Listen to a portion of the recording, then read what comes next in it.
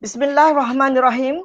Alhamdulillah, bersyukur kepada Allah kerana dengan limpahnya dapat kami membentangkan kajian kami di Virtual Second International Conference on Future Education 2020, ICONFED 2020, anjuran IPG Kampus Tuanku Bainun.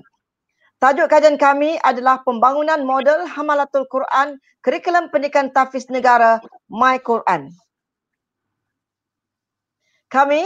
Saya Dr. Zailah Zainuddin, Malaysia Teacher Education Institute of Raja Melewah Campus bersama penyelidik Dr. Kamaruddin Abu Hassan, Ustaz Muhammad Rizwan Abdul Rasib dan Hajah Zuraidah binti Baharin from Malaysia Teacher Education Institute of Perempuan Melayu Melaka. Hamalatul Quran adalah merupakan VVIP Allah Subhanahu Wa Taala di dunia. Ini berdasarkan hadis Nabi yang diriwayat oleh Ibnu Majah. Sesungguhnya Allah memiliki kerabat-kerabatnya di kalangan manusia. Lalu sahabat bertanya, siapa mereka ya Rasulullah? Lalu jawab baginda, mereka adalah ahli Al-Quran, mereka kerabat Allah dan orang-orang pilihannya. Justru siapa yang dimaksudkan dengan Hamalatul Quran? Dalam konteks kajian ini, kami mendefinisikan Hamalatul Quran sebagai orang-orang yang menghafaz seluruh Al-Quran di dalam dadanya dan memahami segala isi kandungannya. Profesor Siddiq Baba dalam bukunya Modal Insan Islami 2020 menyatakan bahawa sejarah telah membuktikan bagaimana satu ketika dahulu Andalusia maju dan berada di tahap pembangunan sains dan teknologi yang amat cemerlang. Mempunyai kalangan ilmuwan dan saintis serta teknologi yang bukan sahaja unggul dalam ilmu agama tetapi terbilang dalam pengkhususan ilmu-ilmu sains, perubatan, matematik, astrofizik sehingga Eropah melakukan proses pemindahan ilmu. Kekuatan utama modal insan pada zaman kegemilangan Islam adalah mereka mempunyai ramai pemikir dan saintis yang bukan sahaja arif dalam ilmu-ilmu wahyu iaitu nakliyah tapi juga memiliki keahlian dan kepakaran dalam ilmu-ilmu akliyah. Bagi mencapai matlamat melahirkan insan seimbang dan harmoni bukanlah perkara yang mudah. Pembangunan modal insan memerlukan strategi yang holistik. Justru kami berpendapat kurikulum tahfiz di negara perlu dirangka dan dibangunkan bermula dari perkembangan awal kanak-kanak, sekolah rendah, sekolah menengah, institusi pengajian sehinggalah laluan kerjaya. Justru model Hamalatul Quran atau akronimnya My Quran yang dibangunkan ini insya-Allah boleh dijadikan panduan dan rujukan sebagai satu sistem acuan pendidikan tahfiz negara ini bagi melahirkan para hufaz yang patuh kepada Allah, seimbang akademik dan aspek jeris seperti mana yang disebut dalam falsafah pendidikan kebangsaan dan selaras dengan Pelan Pembangunan Pendidikan Malaysia PPPM 2013-2025. Pada hari ini, kurikulum tahfiz dalam sistem pendidikan negara adalah tidak seragam, termasuk daripada aspek pedagogi dan dari aspek pendekatan, strategi, kaedah dan aktiviti pengajaran dan pembelajaran dalam bidik darjah. Menurut Nur Hisham Matnawi 2015, pelaksanaan sekolah tahfiz di negara ini dijalankan secara terpisah menggunakan kurikulum yang pelbagai sama ada di sekolah kerajaan maupun di sekolah swasta ataupun pondok. Sebagai contoh, terdapat institusi yang menawarkan program hafazan dan hafalan Al-Quran semata-mata di taska, tadika, sekolah rendah, sekolah menengah, diploma ataupun ijazah. Terdapat juga usaha secara persendirian yang dilakukan oleh ibu bapa terhadap kepada anak masing-masing secara cuba jaya. Matlamat penubuhan dan kaedah pelaksanaan juga setiapnya berbeza-beza antara satu sama lain. Justru, kajian tentang pembangunan mengintegrasi kurikulum tahfiz dan akademik secara menyeluruh adalah tepat dan munasabah.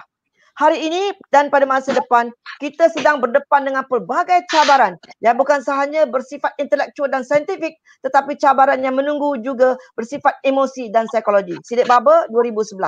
Pepatah Arab ada mengatakan bahawa jika kita ingin melihat generasi masa hadapan, lihatlah kepada golongan kanak-kanak pada masa ini. Justru pembangunan model My Quran ini yang holistik dan menyeluruh bermula dari alam rahim dan kanak-kanak adalah tepat. Dari aspek tinjauan literatur, kami merujuk kepada 4 dokumen utama, iaitu pertama, Falsafah Pendidikan Kebangsaan dan Falsafah Pendidikan Islam. Yang kedua, Pelan Pembangunan Pendidikan 2013-2025. Ketiga, Kurikulum Tahfiz. Dan keempat, Kurikulum Akademik Kementerian Pendidikan Malaysia. Maka tujuan kajian kami adalah untuk membangunkan dan mereka bentuk satu model pembangunan kurikulum tahfiz negara yang dinilai oleh pakar pembangunan model. Diharapkan kajian ini memberi impak yang signifikan kepada bahagian perkembangan kurikulum, bahagian pendidikan Islam bagi melahirkan hufaz dan profesional hufaz negara. Soalan kajian kami adalah mereka bentuk kandungan model Hamalatul Quran, kurikulum pendidikan tahfiz negara, My Quran yang merangkumi aspek kurikulum dan akademik. Maka soalan kajian kami, apakah kandungan reka bentuk model Hamalatul Quran, kurikulum pendidikan tahfiz negara, My Quran yang merangkumi aspek kurikulum dan akademik? Saya serahkan kepada Dr. Kamarudin untuk metodologi dan seterusnya. Silakan. Terima kasih kepada Dr. Zaila. Dari segi aspek metodologi kajian ini membincangkan daripada aspek kerangka kajian, reka bentuk kajian, kaedah kajian, persimpalan dan instrumentasi. Dari segi reka bentuk yang kita bangunkan ini melibatkan 3 komponen utama. Pertama ialah pembangunan sepanjang hayat bermula daripada alam rahim lagi di perut ibu sehinggalah pelajar-pelajar ataupun mereka mendapat pendidikan ke peringkat universiti sehingga melahirkan profesional tahfiz negara. Seterusnya kita rujuk kepada kurikulum tahfiz yang kita akan beri kepada mereka di alam persekolahan. Seterusnya kita masukkan juga kurikulum akademik yang kita gabungkan antara hafiz dan juga kepada kurikulum akademik. Dari sini kita lihat daripada peringkat sepanjang hayat, daripada alam rahim iaitu bermula daripada rahim 9 bulan 10 hari. Kemudian itu mereka hanya mendengar saja ibu-ibu mereka membaca Quran. Itu sebab ibu yang mengandung mesti membaca Al-Quran. Kemudian pendidikan tidak formal bermula 1 hingga 3 tahun, mereka mendengar saja. Itu sebab suasana di rumah, suasana di luar mesti diperdengarkan Al-Quran kepada kanak-kanak yang baru nak membesar. Kemudian pada peringkat taska iaitu 4 hingga 5 tahun, iaitu kemudian tadika 5 hingga 6 tahun. Kemudian apabila masuk alam persekolahan, sekolah rendah, ada 2 tahap, iaitu tahap pertama iaitu 7 hingga 9 tahun, kemudian tahap 2 iaitu 10 hingga 12 tahun. Peringkat ini mereka mestilah belajar Al-Quran untuk khatam Al-Quran saja. Di sini kita akan dapat melahirkan lagi ramai pelajar-pelajar sebelum masuk sekolah menengah yang khatam Quran. Seterusnya mereka akan melalui pendidikan menengah tingkatan 1 hingga 5 iaitu pendidikan kurikulum yang sedia ada yang digubal oleh Kementerian Pendidikan iaitu kurikulum dini dan ulul albab. Seterusnya maka di peringkat ijazah dan diploma diperdalami lagi dengan bacaan tajwid, kemudian hafazan dan juga wal qiraat. Seterusnya dari segi akademik pula, komponen ketiga, mereka akan didedahkan juga kurikulum akademik pendidikan Islam juga pendidikan akademik lain melibatkan mata pelajaran teras dan juga elektif, sains dan juga social science. Akhirnya maka akan lahirkan profesional tahfiz negara yang diperlukan oleh negara pada masa akan datang. Di samping itu kita akan membentuk adab dan akhlak mereka dan akhirnya laduan kerjaya mereka akan lebih cerah. Seterusnya dari segi metodologi kami ada 4 aspek yang kita sentuh iaitu kerangka kajian yang tadi yang kita sebut tadi iaitu kerangka, kemudian kita buat satu pertama ialah analisa dokumen. Oleh kerana kita ada banyak objektif, kita hanya sentuh pada satu objektif untuk kajian pembentangan di Inconfed. Iaitu pertama kita gunakan analisa dokumen. Kurikulum bersepadu tahfiz negara, KBT kita rujuk, ulul albab kita rujuk dan juga kurikulum akademik kita rujuk daripada BPI dan juga daripada BPK bahagian perkembangan kurikulum. Seterusnya dari segi kaedah, kami hanya menjalankan kajian berbentuk kualitatif untuk objektif pertama kerana kami untuk mendefinisikan segala istilah dari segi pendidikan sepanjang hayat, kurikulum hufaz dan kurikulum akademik. Dan seterusnya kepada responden. Responden kami rujuk kepada pegawai JAKIM, bahagian pendidikan Islam BPI, Majlis Agama Islam Negeri, pengetua SMKA, kurikulum dini, ulul albab, pengetua imtiaz, pengetua MRSN ulul albab, model dan mahan dan penilai-penilai pakar dan juga guru-guru tahfiz yang mengajar anak-anak didik kita. Seterusnya, Seterusnya dari segi instrumen, kami dah nyatakan tadi bahawa kami hanya gunakan 2 jenis instrumen, iaitu berdasarkan kaedah kualitatif, iaitu senarai semak. Dalam instrumen ini kami masukkan bahagian profil responden, kandungan, kurikulum hafiz dan kurikulum akademik. Dan kami sokong lagi dengan satu lagi instrumen, iaitu menembual pakar-pakar yang terlibat dengan kurikulum hufaz dan akademik, iaitu untuk menilai model yang kami bentuk ini. Seterusnya, dari segi prosedur, tata cara pengumpulan data yang kami gunakan ialah kami rujuk semua dokumen-dokumen yang berkaitan dengan tahfiz. Dari segi tesis, buku, jurnal dan bahan-bahan keliling yang dibentuk, digubal oleh pihak Kementerian Pendidikan dan juga bahagian pendidikan Islam. Seterusnya kami rujuk pakar-pakar yang berkaitan dengan hufaz, terutamanya pakar rujuk kami ialah Profesor Datuk Dr. Siddiq Baber yang merupakan pengasas kepada kurikulum Ulul Albab.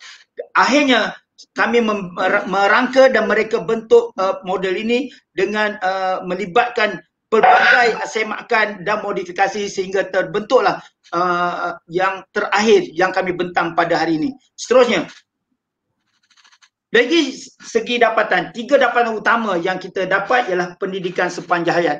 Selama ini pendidikan sepanjang hayat kita terpisah. Hanya Kementerian Pendidikan menumpukan kepada kurikulum tingkatan 1 hingga tingkatan 5.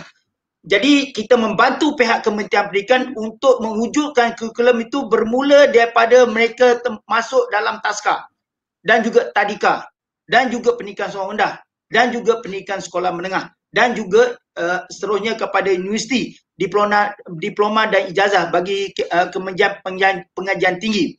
Di sini apabila kerajaan dapat mengadakan sistem yang lebih sistematik berterusan, maka kerajaan akan dapat mengawal supaya kita tidak melahirkan golongan-golongan yang ekstrim dari segi agama. Seterusnya, kita juga mendapati pendidikan hafiz dan akademik mestilah digabungkan sekali supaya pelajar-pelajar tidak hanya berfokus kepada hafiz saja, tidak berfokus pada akademik saja. Jadi mereka mendapat kedua-dua ini, akhirnya kita akan melahirkan golongan profesional tahfiz seperti doktor tahfiz, jurutera tahfiz, peniaga tahfiz dan juga kejayaan-kejayaan lain yang tahfiz, dan akhirnya akan melahirkan profesional yang berjaya dan berkejaya.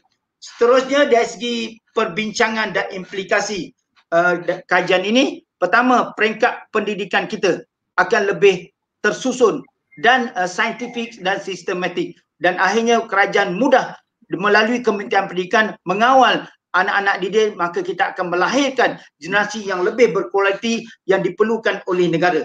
Seterusnya, dari segi reka bentuk kurikulum ini bukanlah satu benda yang mudah untuk kita membangunkan kerana kami berbincang dan merujuk dokumen dan juga pakar-pakar. Akhirnya reka bentuk kajian ini akan membantu pihak Kementerian Pendidikan bagi menyusun sistem pendidikan yang lebih baik bagi golongan hufaz dan juga akademik. Seterusnya, kita akan melahirkan golongan yang profesional dan kejaya. Dan seterusnya, kita akan lihat generasi yang kita akan bina nanti adalah generasi yang amat diperlukan oleh negara supaya tidak terlibat dengan unsur-unsur yang melibatkan integriti. Dari segi kesimpulannya, dapatlah kita rumuskan bahawa kajian ini adalah melibatkan guru. Lidah guru mestilah lidah Al-Quran. Jadi keberkatan pelajar dalam menerima ilmu guru yang sentiasa membaca Al-Quran lebih jelas dan nampak perbezaannya. Pelajar akan mudah faham dan menerima ilmu dengan penuh penghayatan dan fokus. Seterusnya, kita lihat model Hamalatul Al-Quran akan menjadikan kurikulum tahfiz negara yang bersepadu, lengkap dan lebih bermakna, dan dalam usaha mencetuskan kemenjadian murid dan akhirnya melahirkan modal insan yang memiliki kepakaran dalam ilmu alqiyah dan juga arif dalam bidang ilmu nalqiyah. Seterusnya, Malaysia akan dapat melahirkan tokoh-tokoh ilmuwan akademik yang tersohor yang pernah kita lahirkan dulu di dunia Islam seperti Ibnu Nafis, Ibnu Sina, Al-Khwarizmi, Al-Fatih dan ramai lagi seperti mana yang dinyatakan dalam sejarah yang hebat dengan penguasaan Al-Quran, dan pada masa yang sama juga arif juga dalam ilmu perubatan, ilmu matematik, ilmu geografi, ilmu bedah, ilmu sains, ilmu teknologi dan ilmu permainan. Jadi model insan yang beginilah yang akan kita bangunkan peradaban dan tamadun sekaligus memartabatkan Islam di seluruh dunia. Itu saja pembentangan dari kami. Alhamdulillah. Wassalam, syukran jazilan. Wabillahi taufiq wa hidayah. Wassalamualaikum warahmatullahi taala wabarakatuh. Terima kasih.